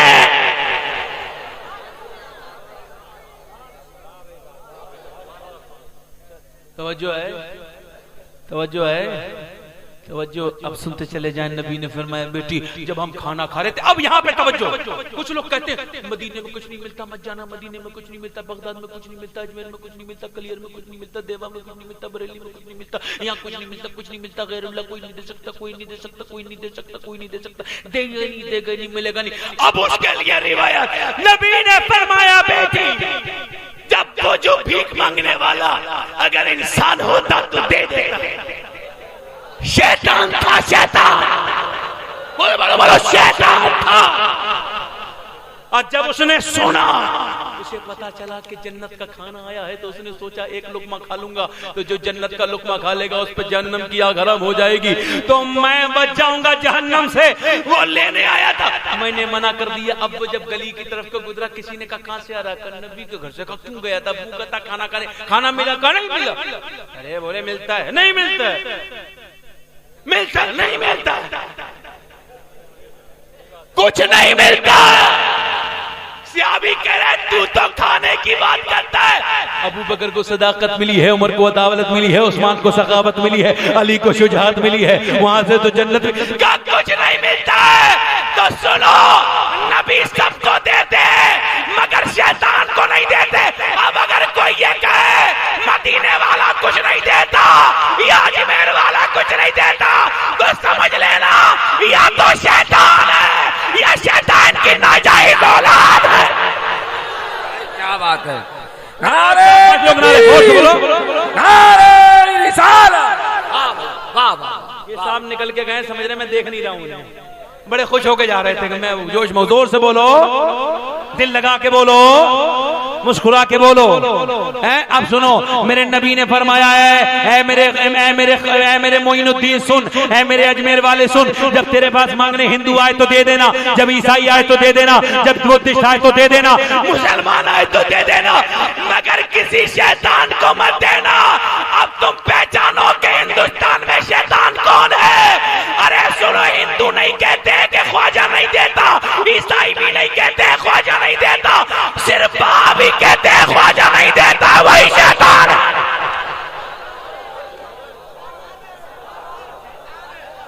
वाह भाई वाह, सुभान अल्लाह, सुभान अल्लाह, सुभान अल्लाह। वहां भी शैतान है भाई। तू उनके दर से मांग ले जो चाहे ही करे, मालिक सभी जहान की आले रसूल, आले रसूल, आले रसूल है। और जिसके लिए यजीद ने इतने सितम किए, वो ताज तो हुसैन के कदमों की धूल है। तवज्जो है, तवज्जो है। कह रहे हैं घड़ी की तरफ मत देखो, रोज तकरीर करनी होती है, रोज तकरीर करनी होती है। मजमा मेरी खातिर नहीं, हुसैन की खातिर आया है, और हुसैन की खातिर लोग आते हैं। और यजीद की नाजायज जितनी भी औलादे हैं, कभी यजीद के नाम पे बुलाओ, कुत्ता भी नहीं आएगा, हुसैन के नाम पे दुनिया आ जाएगा। वाह वाह। आज सुन्नियत के रंग में बोल रहा हूं मैं, और जोर से बोलो सुभान अल्लाह। सुन्नियत के रंग में हूं, और बरेली के आला हजरत का मजार करीब है, नेटवर्क बहुत हाई फाई आ रहे हैं। बोलो ये जियो वाला सिम नहीं है जो कब तक, जब तक जीते रहो जब तक चलता रहे। ये जियो वाला नहीं है, मरने के बाद भी कायम रहता है। जोर से बोलो, अबे जियो सिम मत डालो, सबको फिक्र है जियो मिल जाए, अबे सिम वो डालो, दुनिया में भी नेटवर्क आए, कल कयामत में भी नेटवर्क।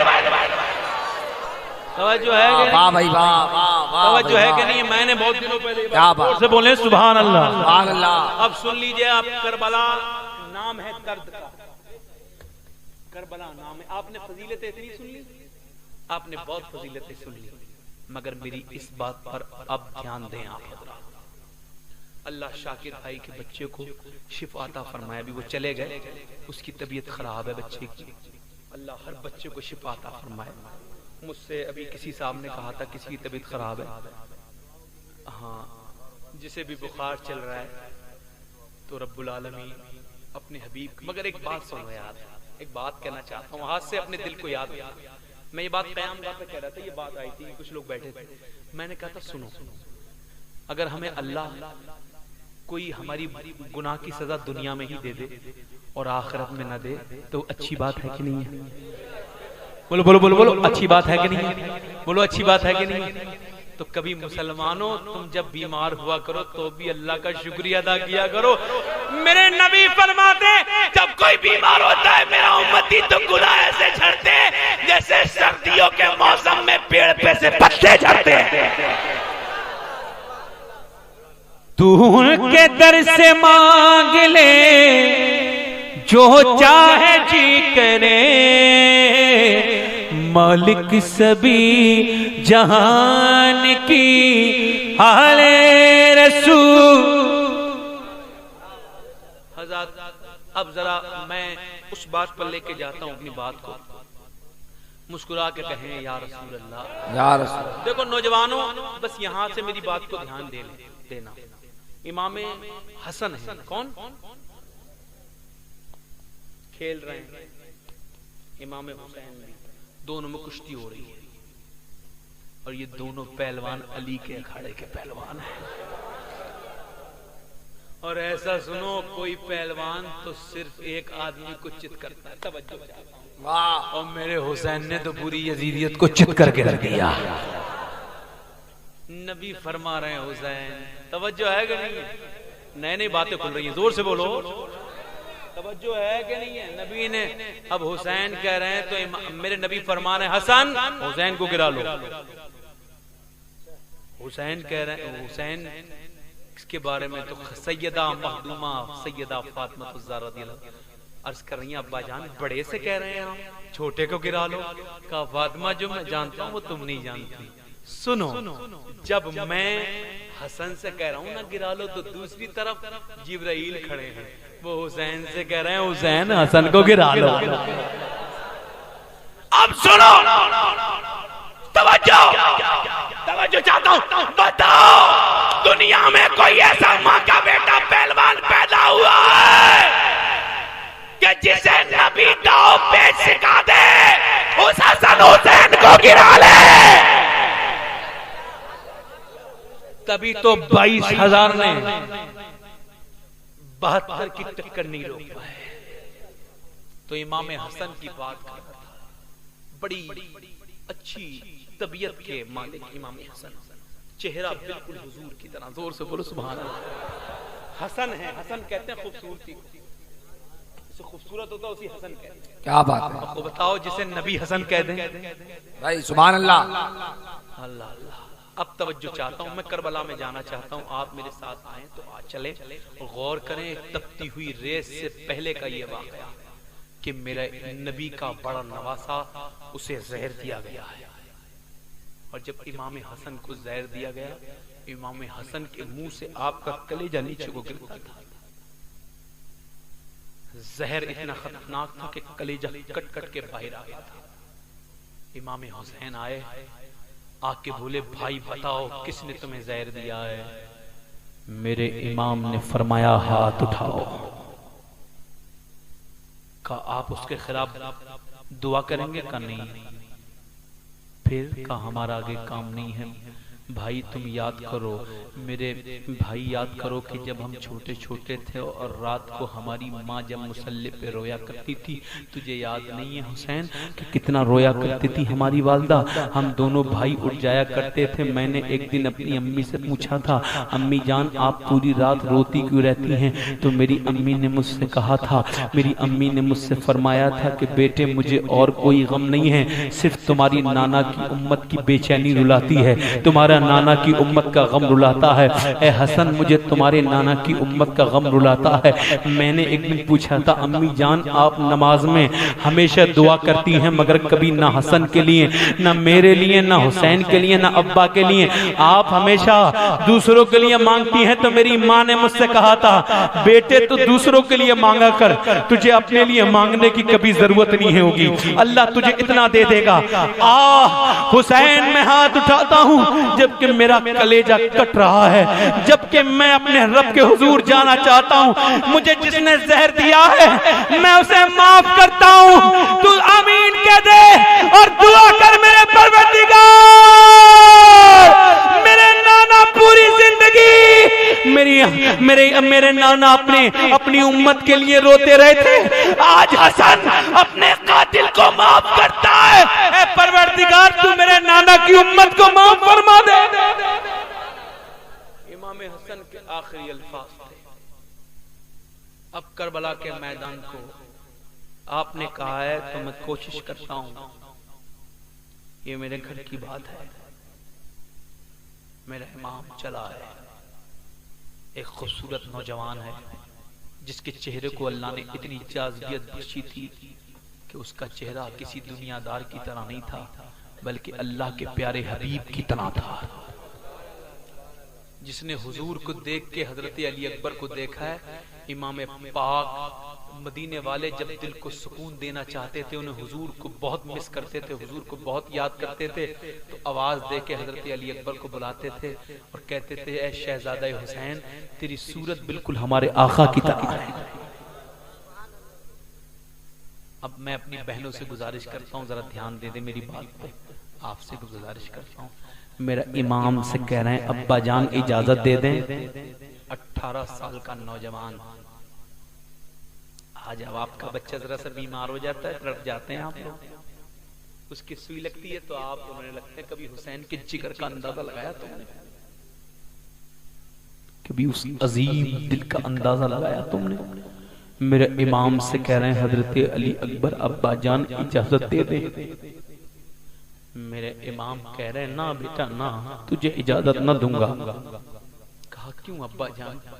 कहा जब मुझे अपने नाना की बहुत याद आती है तो मैं तेरी सूरत को देख के अपने आप को सुकून पहुंचा लेता हूँ, तुझे इजाजत ना दूंगा मेरे बेटे। ना अब्बा ना। 18 साल का नौजवान कह रहे, फूफी को बुला के ला रहा सैयदा ज़ैनब को, आप कह दो आपके कहने से मान जाएंगे। कहा इमाम नहीं मान रहे हैं तो हजरत ज़ैनब कहती हैं भाई मान जाओ, खुदा की कसम आप कहते हैं अब्बा कासिम शहीद हो गए, बड़े ताया के बेटे कासिम शहीद हो गए, किसी ने कहा हुसैन ने अपने बेटे को बचा लिया, तो क्या कहेंगे आप? मेरे इमाम ने अपने बेटे की तरफ को देखा, पेशानी को चूमा और इजाजत दे दी।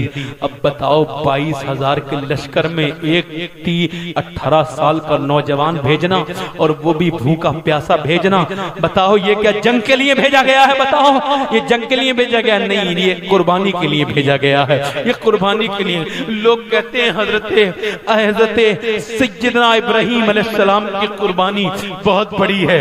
अल्लाह अल्लाह, इब्राहीम अलैहिस्सलाम की कुर्बानी से बड़ी करबला में कुर्बानी है।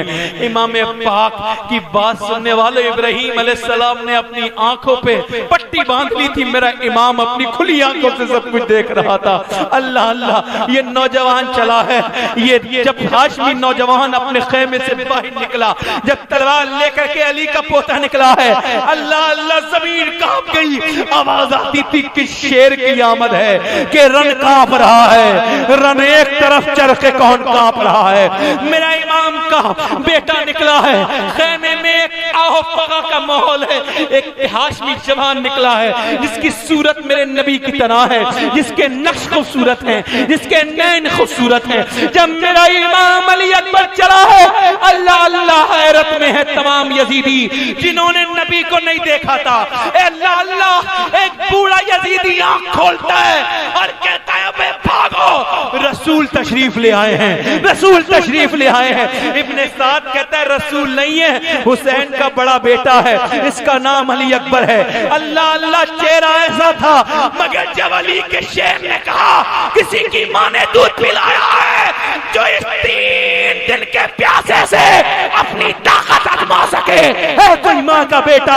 तुफैल नामी एक पहलवान आता है, आकर के अली के शेर पर हमला करना चाहता है, मगर कहा राजा भोज और कहा गंगू तेली, मेरे इमाम का तलवार उठी, एक ही तलवार में जहन्नम में पहुंचा दिया। फिर दूसरी तलवार चली है। आज तलवार तलवार नहीं है, आज कहर बन चुकी है ये, और ये तलवार आज रुकने का नाम नहीं लेना चाहती है।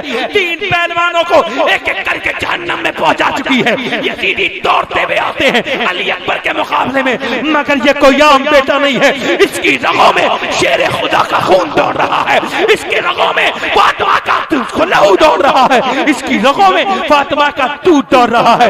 ये दूध आज शुजात बन चुका है। अली की तलवार आज दुनिया को बता रही है कि तुम ये समझते हो कि ये जंग लड़ने आए हैं, अगर खुदा की कसम ये एक एक करके आए हैं, नई बात कह रहा हूं, बिल्कुल नई बात, अगर ये एक एक करके आए हैं, अगर ये जंग लड़ने आते हैं तो अब्बास भी आते हैं एक साथ, हुसैन भी आते हैं एक साथ, कासिम भी आते हैं एक साथ। अबे जब तुमसे एक नहीं संभल रहा, जब 5-5 हाशमी शेर आते तो तुम्हें जहन्नम में पहुंचा। इमाम के बेटे ने अपना घोड़ा मोड़ा, कहा, और इमाम के जब हजरत अली अकबर रन में थे तब इमाम को झपकी लगी थी। झपकी लगी तो नाना तशरीफ लाए, मेरे आका तशरीफ लाए। मेरे इमाम ने कहा, नाना जान बड़ी प्यास है अकबर को, फिर मैं बस शहीद होने की देर है, मेरे हाथ में कौसर का प्याला है। इमाम की आंख खुली तो बेटा कदमों में है, मेरे अब्बा 2 घूंट पानी पिला दो, फिर बता दूंगा अली का रंग क्या होता है। कहा बेटे नाना तेरा इंतजार कर रहे हैं, जा। क्या किसी बाप का इतना बड़ा कलेजा है? क्या कोई आप लोगों में ऐसा है जो अपने जवान बेटे से कहते जा? अरे वो भी बेटा, जब मेरा इमाम चला, कब तक एक शेर भेड़ियों का मुकाबला करता, गीदड़ों का मुकाबला करता।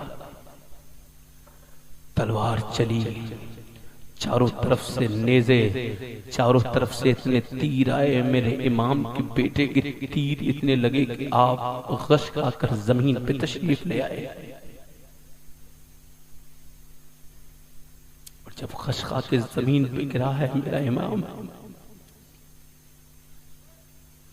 एक जलील ने आपकी गर्दन को जुदा कर दिया। उसके बाद हजरत ज़ैनब देख रही थी कि शक्ल रसूल पे घोड़े दौड़ रहे थे। शहीद अल्लाह की बारगाह में हाजिर होगा, रब कहेगा ये जन्नत है, ये मैंने तुझसे वादा किया था, ये है। तुझे कैसी लगी? शहीद कहेगा बहुत अच्छी है परवरदिगार, मगर मुझे मजा नहीं आया। क्या कमी है जन्नत में? शहीद कहेगा परवरदिगार, तेरी राह में जब मैं शहीद हुआ था और मेरे सर पे, मेरे चेहरे पर, मेरे जिस्म पे जब घोड़े दौड़ रहे थे, जितना मजा जब आता था उतना मजा मुझे अब नहीं आ रहा तेरी जन्नत में।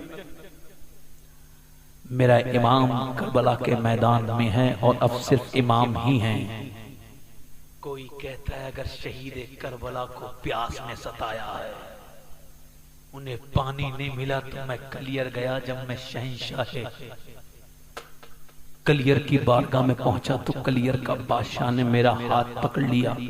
आलम ख्याल में कहां जाता है शबाहत, रुक रुक रुक, सरकार हुक्म का कुछ आया है, कुछ लेके जा, कुछ सीखा? मैंने कहा नहीं। कहां जाता है? तकरीर करने। कहा सीख तो ले। मैंने कहा क्या?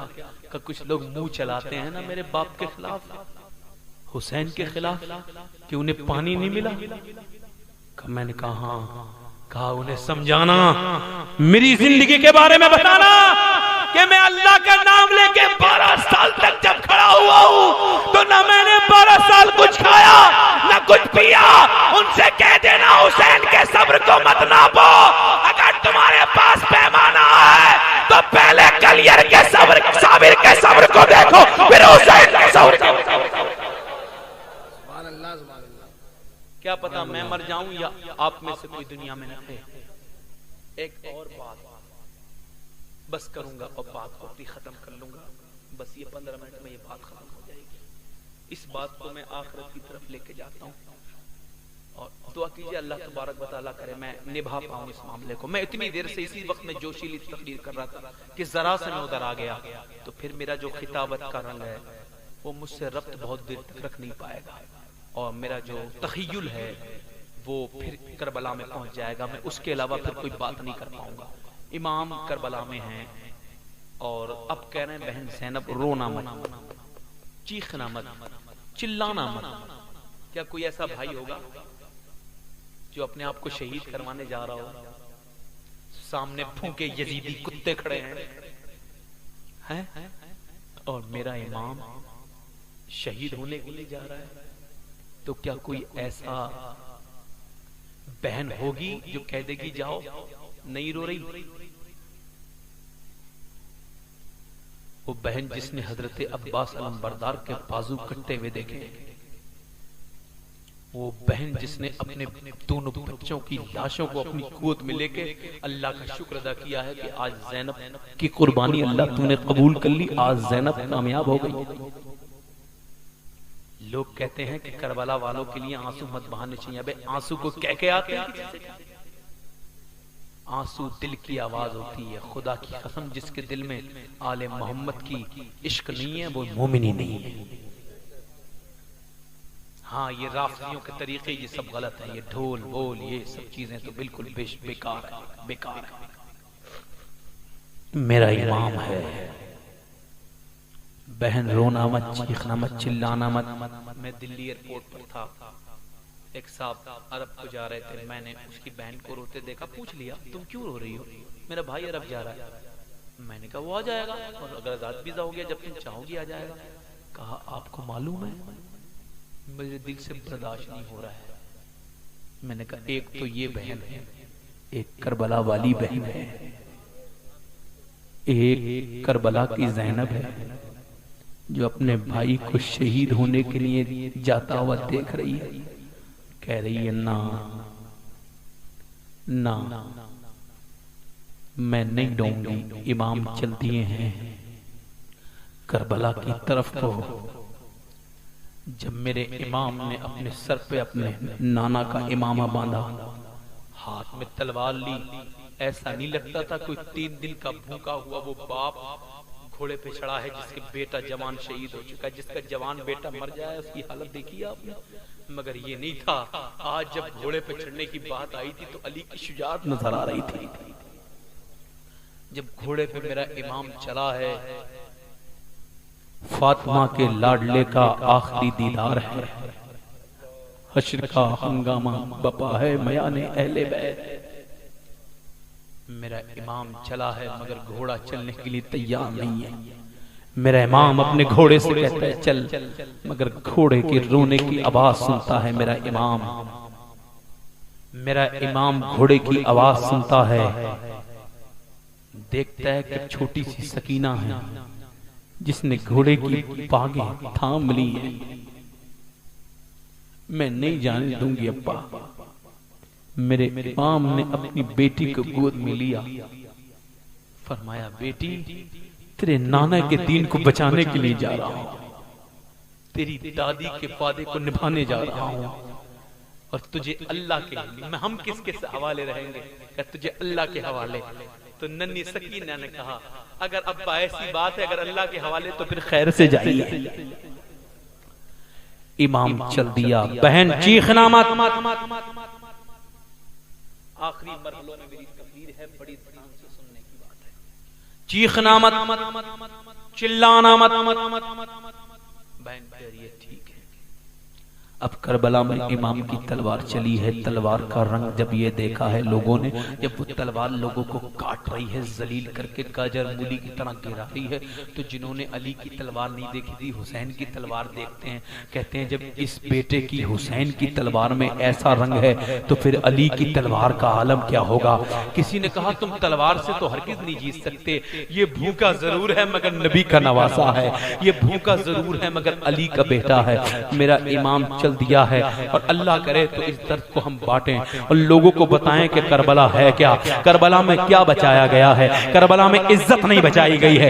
मेरा इमाम गया है और मेरे इमाम ने तलवार चलाना शुरू किया। लोग देख रहे हैं, मेरे इमाम को देख रहे हैं। मेरा इमाम तलवार चला रहा है, तलवार चल रही है, इमाम तलवार चला रहा है, तलवार चल रही है। मगर अब जालिमों ने कहा, यजीदियों ने कहा तलवार से नहीं जीतोगे, अब नेज़े मारो, इनसे नहीं जीत सकते, इनके तीर मारो।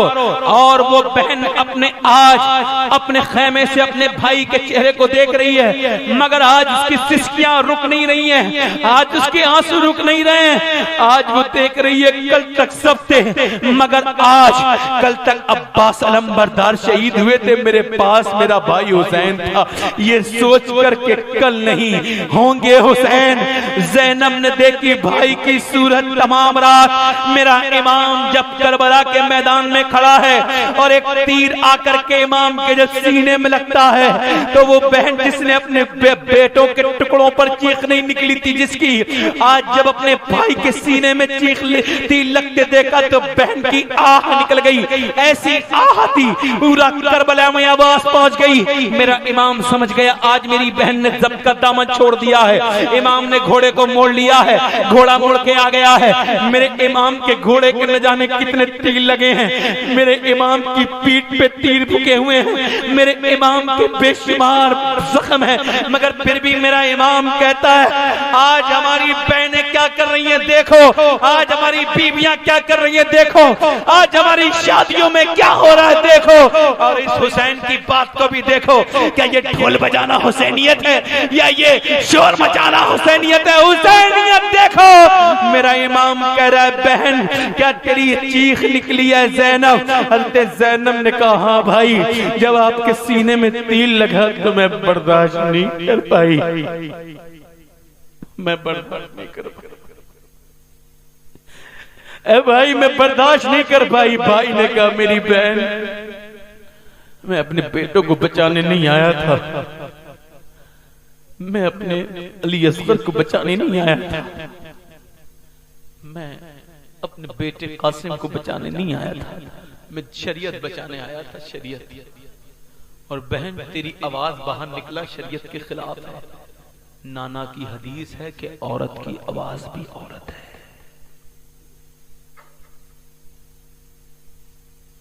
आज दूसरों की बहनों से बात करने से पहले ये सोच लेना कि तुमसे करबला के इमाम ने मना किया है।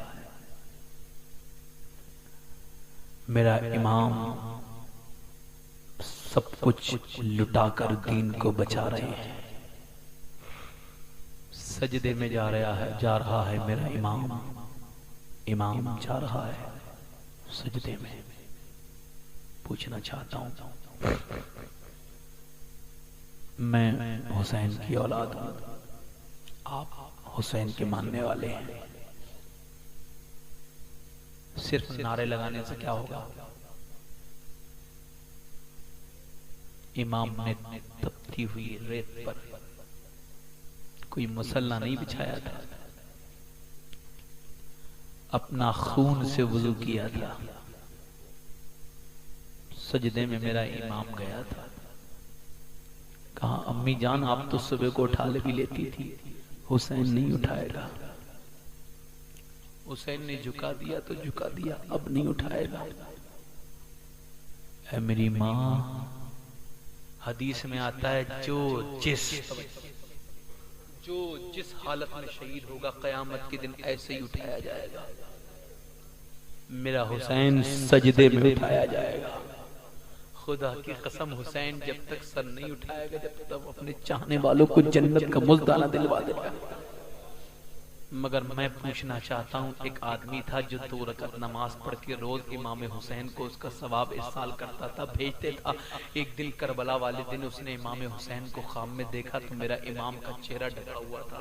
उसने कहा, उसने पूछा कौन हूँ? कहा मैं करबला का इमाम हूँ, इमाम हुसैन हूँ। कहने लगा हुजूर क्या मुझसे नाराज है? मैं तो 2 रकात नमाज पढ़ के सवाब पहुंचाता हूँ आपको। कहा हाँ बख्शता तू जरूर है। कहा तो फिर आप मुझे चेहरा क्यों नहीं दिखाना है? फरमाया आज नहीं दिखाऊंगा, तू मुझ पे 2 रकात नमाज पढ़ के सवाब पहुंचाता है ना, आज नहीं दिखाऊंगा। जब क़यामत के दिन तुझे जन्नत दिलाऊंगा तब मैं अपना चेहरा तुझे दिखाऊंगा। तो इमाम ने नमाजें पढ़ी हैं और नमाजों की तलकीन की है। इमाम की बहन ज़ैनब ने पर्दे की बात बताई है। कितनी बेशर्म औरतें हैं आज के जमाने की, शादी ब्याहों में आदि आस्तीन की कपड़े पहन के जाती हैं, हालांकि पूरे कपड़े मौजूद हैं, अलमारियों में कपड़े भरे हुए हैं, मगर कहते हैं हम सब अपनी बीवियों को सवारो मत, उन्हें दूसरों के लिए देखने के लिए तुम्हारा निकाह नहीं किया गया है। आज कहीं जाइए आप तो पर्दे का इंतजाम होता है, वो पर्दा भी सिर्फ एक दिखावा होता है।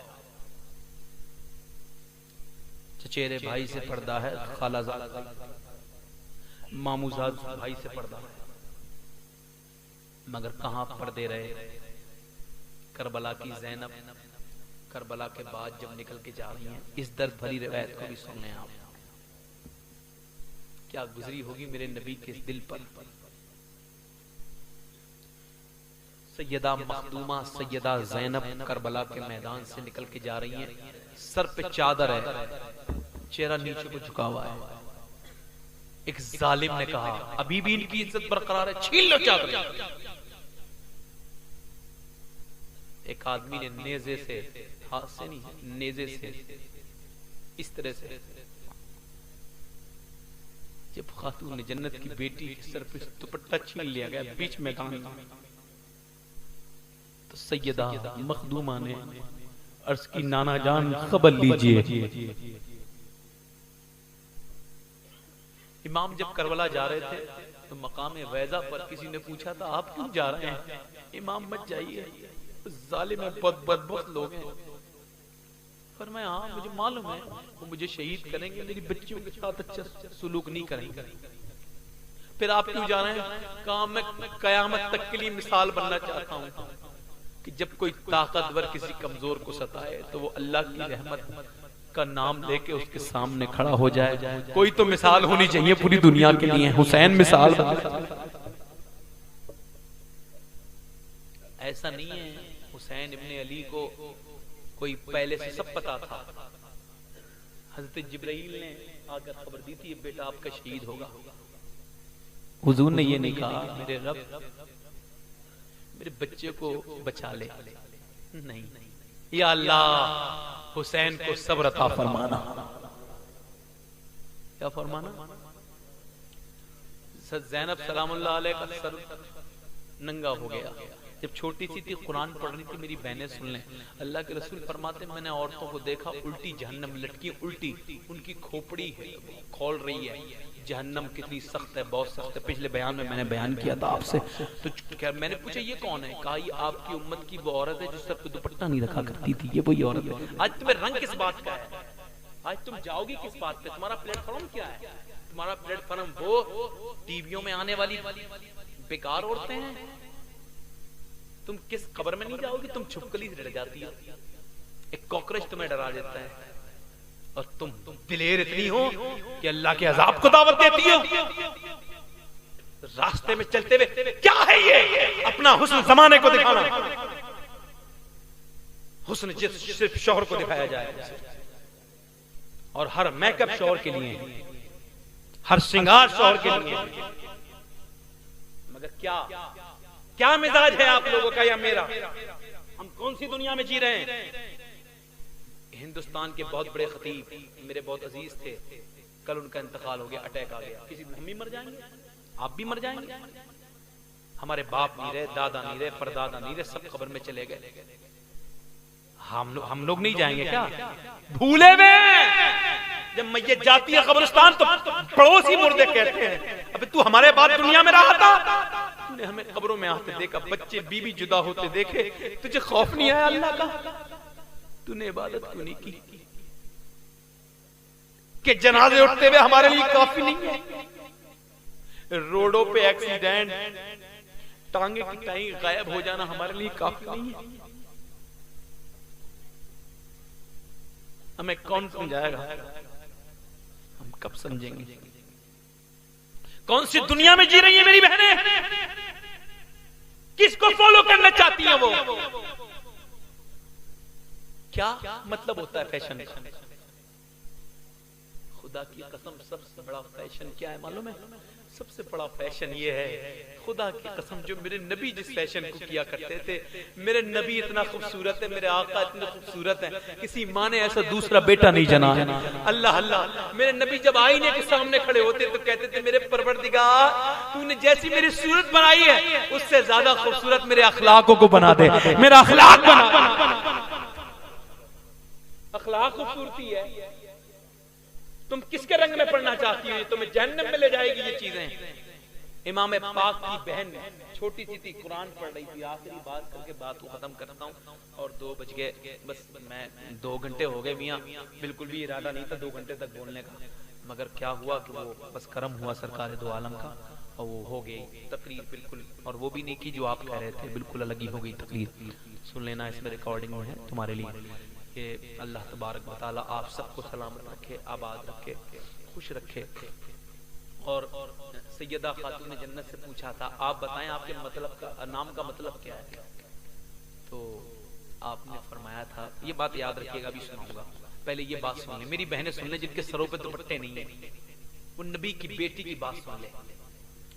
तो कुरान पढ़ रही है सैयदा ज़ैनब, सर पे दुपट्टा है, क्या है?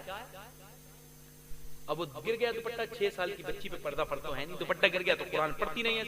सैयदा मखदूमा फातिमा ज़हरा ने आके दुपट्टा रखा, तो अली की बेटी एकदम बोली, आपने सर पे दुपट्टा क्यों रखा? छोटी चीज क्यों रखा?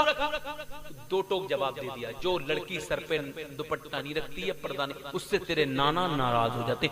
इतना सुना था तो मखदूमा ज़ैनब रोने लगी, इतना रोई कि आपने आके सीने से चिपटा लिया। बात क्या है? रो क्यों रोई? तो कहने लगी, मेरी माँ मेरे नाना से कह देना मुझसे नाराज ना हो। ज़ैनब गर्दन कटा देगी, सर पे से दुपट्टा नहीं हटा। बात कर रहा था आपसे, सैयदा मखदूमा तैयबा ताहिरा से पूछा था, आपके नाम का मतलब क्या? फातिमा फतमा से बना है, तमा रोग को कहते हैं। आपसे पूछा कि आपका नाम क्या है? फरमाया, मेरे नाम का मतलब ये है कि जो मुझसे मोहब्बत करेगा, अल्लाह इस नाम के बदले कयामत के दिन उसे जहन्नम की आग से रोक लेगा। जोर से बोलो, जहन्नम से रोक लेगा। करम कमर कज अता सरापा जनाबे ज़हरा, जनाबे ज़हरा, नबी की सूरत नबी। हज़रत आयशा फरमाती हैं कि जो हुजूर से सबसे ज्यादा मिलती थी जात, बोलने में, मुस्कुराने में, चलने में, उठने में, बैठने में, माफ करने में, तब तबस्सुम फरमाने में, तकल्लुम फरमाने में जो सबसे ज्यादा नबी से मैच करती थी वो कोई और नहीं बल्कि फातिमा ज़हरा थी। अल्लाह अल्लाह फरमाती है, जब फातिमा चलती थी ऐसा लगता था रब का रसूल चल रहा है। जोर से बोलो, रब का रसूल चल रहा है। फातिमा मुस्कुराती तो ऐसा लगता था रब का रसूल मुस्कुरा रहा है। फातिमा जब उठती थी तो ऐसा लगता था रब का रसूल उठ गया है। फातिमा जब बैठती थी ऐसा लगता था रब का रसूल बैठ गया है। नबी की सूरत, नबी की सीरत, नबी का नक्शा जनाबे ज़हरा, रसूल अकरम की प्यारी दोख्तर, जनाबे शेरे खुदा की बानो, शहीद आजम की पाक मादर, जिना की मलका जनाबे ज़हरा। नबी की सूरत, नबी। कितने लोग ऐसे हैं जो अपनी बहनों से आज के बाद पर्दे के लिए कहेंगे, बीवियों से पर्दे के लिए कहेंगे, माओ से पर्दे के लिए कहेंगे और जहन्नम से बचेंगे? कोई इंशाअल्लाह, कोई हुसैन अब्बास, कोई मेरे हुसैन, कोई मेरे हुसैन, कोई इमाम हुसैन। हम आज से वादा करते को वादा करते हैं इंशाअल्लाह हम अपने घर में, बोलो बोलो, अपनी बहनों से, अपनी बेटियों से पर्दे के लिए कहेंगे। डॉक्टर इकबाल ने कहा था मुझे अच्छी माएँ दे दो, मैं अच्छी तुम्हें कौम दे दूंगा। माँ जब अपने बच्चे को कुरान सुनाती है, बेटा नेज़े पे चढ़ कर कुरान सुनाता है। बहन बहन बहन उम्मे जमील जब अपने भाई उमर को कुरान सुनाती है ना, तो भाई उमर पूरी दुनिया को कुरान का मतलब समझा देता है। तो खुदा की कसम, पहला मदरसा जो है वो गोद है। मेरी बहनें, मेरी माएँ अपने बच्चों को कलाम सिखाया करें, नबी की नात सुनाया करें, कहा करें तू सो जाऊं या मुस्तफा, कहते कहते खुले आंखें सल्ले अला, कहते कहते बोलो मैं सो जाऊं या मुस्तफा, कहते कहते।